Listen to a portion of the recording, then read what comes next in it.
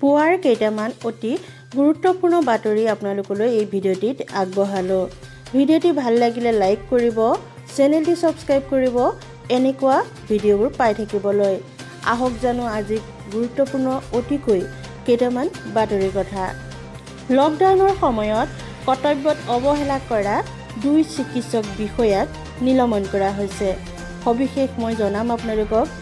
এই লকডাউনৰ সময়ত চিকিৎসকসকলে এনেকুৱা কৰাটো কিমান দূৰ সমীচীন, কোন জেগাত কোন চিকিৎসকক নিলম্বিত কৰিছে সবিশেষ জানি লওক। লকডাউনৰ সময়ত কৰ্তব্যত অৱহেলা কৰা 2 চিকিৎসা বিষয়াক নিলম্বিত কৰিছে।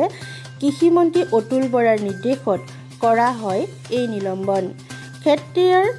ক্ষেত্ৰীৰ ৰাজ্যিক পশু চিকিৎসালয়ৰ চিকিৎসক শশাংক বৰা নিলম্বিত। সোণাপুৰ গাহৰি পামৰ প্ৰবন্ধক ছৈয়দ আজিজুৰ ৰহমানকো নিলম্বিত কৰা হৈছে। এওঁলোকে লকডাউনৰ সময়ত চিকিৎসক হিচাপে যিখিনি তেওঁলোকৰ কৰ্তব্য সেইখিনি কৰাত তেওঁলোকে যি হামিয়াতি যি গাফিলতি কৰিছে তাৰ ফলত তেওঁলোকক নিলম্বিত কৰা হৈছে বুলি ইতিমধ্যে চৰকাৰী সূত্ৰে জানিব পৰা গৈছে। এতিয়ালৈকে আৰোগ্য নিধিত জমা হৈছে 99 কোটি টকা। কৰোনাৰ যুঁজলৈ ৰাইজৰ সঁহাৰি সঁচাকৈয়ে অসমৰ কাৰণে এইটো কিমান ভাল খবৰ। জানকচোন কেনেকৈ এই টকা আহিছে আৰোগ্য নিধিলৈ, কোনে কেনেকৈ দিছে।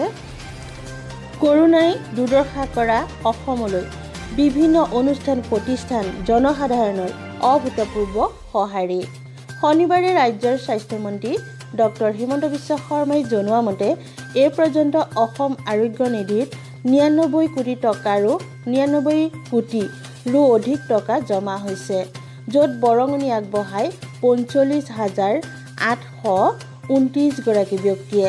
উল্লেখ্য যে অসম আৰোগ্য নিধিলৈ বৰঙণি হিচাপে আগবঢ়োৱা সকলো ধন 80G1 অনুচ্ছেদ অধীনত আয়কৰৰ পৰা 100% ৰেহাইযোগ্য। ইপিনে অসম আৰোগ্য নিধিলৈ আৰ্থিক অনুদান আগবঢ়োৱা লোকসকলক কৃতজ্ঞতা জ্ঞাপন কৰি মন্ত্ৰী ডক্টৰ হিমন্ত বিশ্ব শৰ্মাই কয় যে COVID-19ৰ বিৰুদ্ধে আমাৰ অভিযান অধিক সফল কৰিবলৈ আপোনালোকৰ অকুণ্ঠ সঁহাৰি আমাৰ কাম্য। গতিকে এই সংকটৰ মুহূৰ্তত ৰাইজৰ এই সঁহাৰি আমাৰ অসমলৈ সঁচাকৈয়ে খুব এটা সুন্দৰ আশাৰ বতৰা ভৱিষ্যতৰ কাৰণে। আমি সকলোৱে জানো যে অসমৰ বহু লোক অসমৰ বাহিৰত কৰ্তব্যৰ খাতিৰত তেওঁলোক বাহিৰত আছে। এতিয়া এইখিনি যিখিনি এতিয়া বৰ্তমানলৈকে বাহিৰত মানুহ আছে, ল'ৰা ছোৱালীৰ পৰা ধৰি যিকোনো কৰ্মৰ কাৰণে বিভিন্ন জীৱিকা উপাৰ্জনৰ অৰ্থে এতিয়ালৈকে 12 লাখ লোক ইতিমধ্যে গম পোৱা গৈছে বাহিৰত আছে বুলি।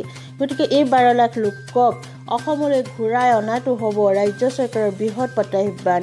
তেওঁলোকে কি কৰিব? এই 12 লাখ লোকক আনি ক'ত থ'ব, কেনেকৈ ৰাখিব?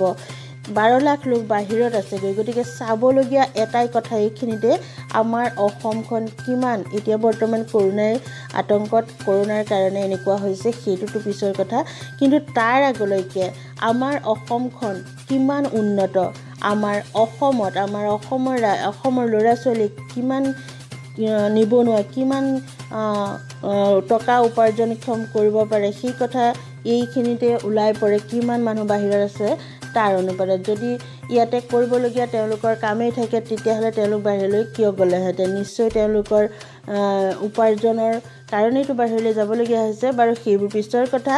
বৰ্তমান জানক এই 12 লাখ লোকক অসমলৈ ঘূৰাই অনাটো হ'ব ৰাজ্য চৰকাৰৰ কাৰণে বৃহৎ প্ৰত্যাহ্বান। তেওঁলোকে কি কৰিব সবিশেষ জানক। দেশজুৰি বলবৎ হৈ থকা লকডাউনৰ বাবে বহিৰাজ্যত আবদ্ধ হৈ আছে অসমৰ বহু পৰিয়াল। কৰ্মসূত্ৰে অথবা চিকিৎসাৰ বাবে গৈ আবদ্ধ হৈ পৰা এই পৰিয়ালসমূহে এতিয়া আহুকালৰ সন্মুখীন হৈছে। নিজ বাসস্থান এৰি বাহিৰত আবদ্ধ হৈ পৰা পৰিয়ালসমূহে সন্মুখীন হৈছে আৰ্থিক সমস্যাৰ। পৰিয়ালসমূহৰ এনে দুৰ্দশাৰ প্ৰতি লক্ষ্য ৰাখি ৰাজ্যত স্বাস্থ্য বিভাগে মুকলি কৰিছিল এক হেল্পলাইন। নম্বৰ। এই হেল্পলাইন নম্বৰ যোগে ফোন কৰিলে ৰাজ্য চৰকাৰে পৰিয়ালসমূহক ঘূৰাই অনাৰ ক্ষেত্ৰত ব্যৱস্থা গ্ৰহণৰ লগতে আৰ্থিক দিশতো সহায়ৰ ঘোষণা কৰিছিল। লক্ষণীয়ভাৱে অসম চৰকাৰৰ স্বাস্থ্যমন্ত্ৰী ডক্টৰ হিমন্ত বিশ্ব শৰ্মাই শেহতীয়াকৈ কৰা এই ঘোষণাৰ পাছতে এতিয়ালৈ 4 লাখ পৰিয়ালে হেল্পলাইন নম্বৰৰ জৰিয়তে স্বাস্থ্য বিভাগৰ সহায় বিচাৰিছে। মন্ত্ৰী ডক্টৰ শৰ্মাই শুকুৰবাৰে প্ৰকাশ কৰা এই তথ্য অনুসৰি ইতিমধ্যে প্ৰকাশ কৰা হেল্পলাইনৰ নম্বৰত আজি দিনটোলৈ 4 লাখ পৰিয়ালৰ পৰা সংযোগ হৈছে। ডিফুত মন্ত্ৰীগৰাকীয়ে এই সন্দৰ্ভত ইয়াকো কয় যে স্বাস্থ্য বিভাগ ডাটাবেজত এই সংখ্যা জমা হৈছে। যদি প্ৰতি পৰিয়ালৰ সদস্যৰ সংখ্যা 3 জন বা 4 জন হয় তেন্তে বহিৰাজ্যত থকা লোকৰ সংখ্যা প্ৰায় 12 লাখ হ'ব। অহা সময়ছোৱাত কৰোনা ভাইৰাছৰ সংক্ৰমণ চলি থাকিলে এই লোকসকলক লৈ ৰাজ্য চৰকাৰে এক বৃহৎ প্ৰত্যাহ্বানৰ সন্মুখীন হ'ব লাগিব। প্ৰতিটো পৰিয়ালক ঘৰলৈ ঘূৰাই অনাৰ ক্ষেত্ৰত চৰকাৰৰ বাবে এক অগ্নি পৰীক্ষাৰ দৰে হ'ব, কিয়নো 12 লাখ লোকক একেলগে ঘূৰাই অনা সম্ভৱ নহ'ব। অলপকৈ আনিলেও এই লোকসকল 14 দিন কোৱাৰেণ্টাইন কৰাৰ প্ৰয়োজন হ'ব। গতিকে COVID-19ৰ দ্বিতীয় পৰ্যায়ৰ পৰিৱেশ চৰকাৰৰ বাবে যথেষ্ট জটিল হ'ব। মন কৰিবলগীয়া যে বহিৰাজ্যত আবদ্ধ হৈ থকা লোকসকলক অসমলৈ উভতাই অনাৰ বাবে স্বাস্থ্য বিভাগে যিটো এই হেল্পলাইন নম্বৰ দিছিল 9615471547 নম্বৰৰ এক হেল্পলাইন মুকলি কৰিছিল। বহিৰাজ্যৰ লোকসকলে এই নম্বৰ মিছ কল দিলে আপুনি লোকজনৰ ফোনলৈ এটা ৱেবছাইটৰ লিংক যাব। উক্ত লিংকটোৰ জৰিয়তে ফোন কৰা লোকসকলে তেওঁলোকৰ নাম ঠিকনাৰে এখন প্ৰ-পত্ৰ পূৰণ কৰিব লাগিব। সেই মৰ্মে পৰিয়ালটোৰ সন্দৰ্ভত সংশ্লিষ্ট জিলা প্ৰশাসনে সকলো পৰীক্ষা কৰি যিবোৰ পৰিয়ালে এই প্ৰ-পত্ৰখন পূৰণ কৰিব নোৱাৰে তেওঁলোকে হেল্পলাইনত ফোন কৰাৰ 24 ঘণ্টাৰ পাছত স্বাস্থ্য বিভাগৰ স্বেচ্ছাসেৱকে ফোন কৰি পৰিয়ালটোৰ নাম ঠিকনা সংগ্ৰহ কৰিব। স্বাস্থ্য বিভাগক এই ক্ষেত্ৰত সহায় কৰিবলৈ ইতিমধ্যে আগবাঢ়ি আহিছে গুৱাহাটী বিশ্ববিদ্যালয়, কটন বিশ্ববিদ্যালয় আৰু অসম অভিযান্ত্ৰিক বিশ্ববিদ্যালয়ৰ একাংশ ছাত্ৰ-ছাত্ৰীয়ে।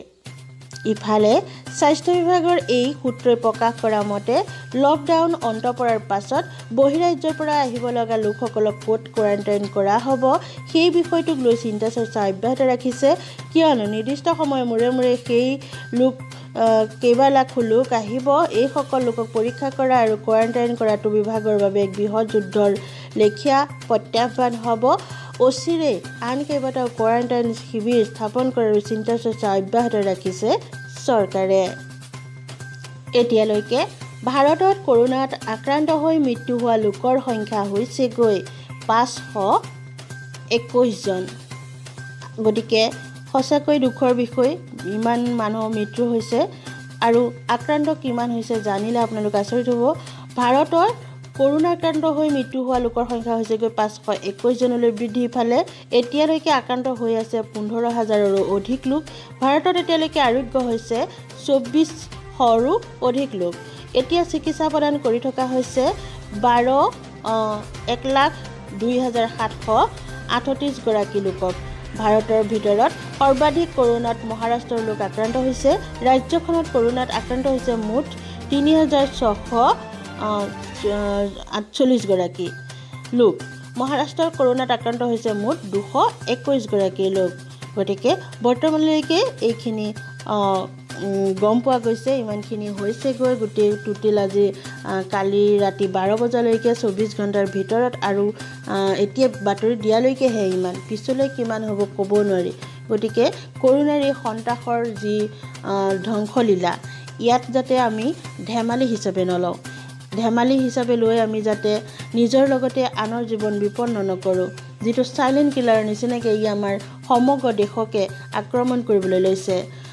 এতিয়া আকৌ কৰোনাই নতুন ৰূপ লৈছে। মই কৈয়ে গৈছিলোঁ, আগতেও এটা ভিডিঅ' দিছিলোঁ।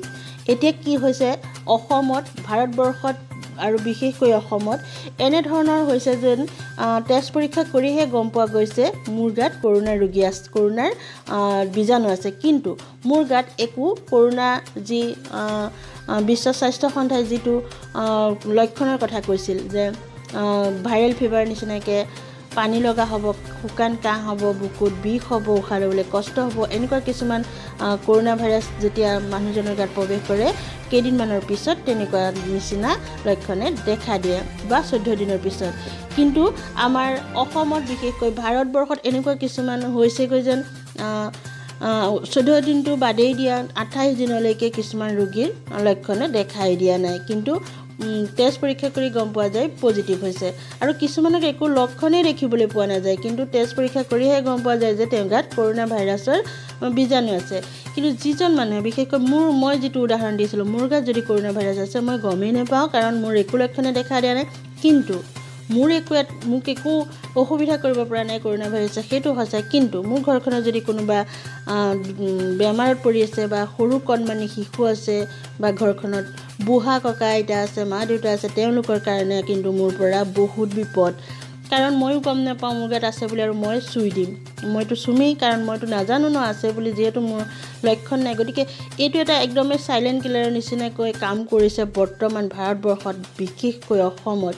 গতিকে ৰাইজে খুব সাৱধানে থকাটো প্ৰয়োজন আছে। যদিহে গোটেই ৰাইজক যদি গোটেই অসমৰ জনসাধাৰণকে যদি টেষ্ট কৰিব পৰা গ'লহেঁতেন, তেতিয়াহ'লে কিন্তু খুব ভাল কথা হ'লহেঁতেন। কিন্তু সম্ভৱ নহয়। তথাপিতো যদি চৰকাৰে চিন্তা চৰ্চা কৰে, অসম্ভৱকো সম্ভৱ কৰিব পাৰে। গতিকে তেনেকুৱা যদি এটা চিন্তা চৰ্চা মনলৈ আনে যে গোটেই যিমানখিনি আমাৰ লোক আছে সকলোকে যদি টেষ্ট পৰীক্ষা কৰা হয়, টেষ্ট এটা কৰা হয়, তেতিয়া গম পোৱা যায় যে আমাৰ মানুহখিনি কিমান কৰোনাগ্ৰস্ত হৈছে বা কিমান ভাল হৈ আছে। তেতিয়া একদম সম্পূৰ্ণৰূপে ইয়াৰ সমীক্ষা পোৱা গ'লহেঁতেন। ভিডিঅ'টি চাই কেনেকুৱা লাগিল জনাব। যদি প্ৰয়োজন হয় আৰু আপুনি ভাল বুলি ভাবে তেতিয়াহ'লে ভিডিঅ'টি শ্বেয়াৰ কৰিবচোন আপোনাৰ হোৱাটছআপ, ফেচবুকত। পুনৰ লগ পাম, আজিলৈ আহোঁ, নমস্কাৰ।